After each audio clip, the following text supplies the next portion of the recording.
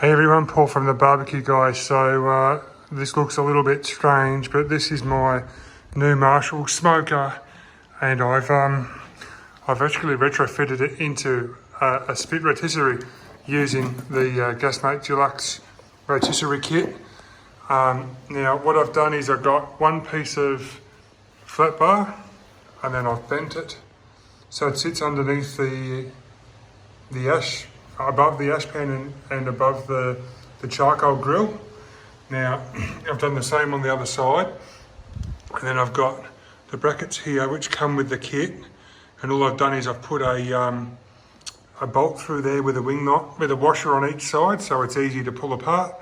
And then obviously I've got the rotisserie in the middle and I've got the rotisserie motor here. So a really simple theory that we've got our firebox here. Like any other fire pit, you can actually utilise it for more than one purpose. So this now becomes a smoker at the front, a grill at the back with the drop-in grill that you can use, and then you've also now got the rotisserie option. Now this is something that I've done myself. It's not endorsed by the good one. I did speak with Chris Marks, and there wasn't a reason why I shouldn't be able to do it. I actually asked him about this before I'd done it, so he seemed to think it'd be a great idea. So all I'm going to do is I'm going to cook on this tomorrow. I'll open these vents up here,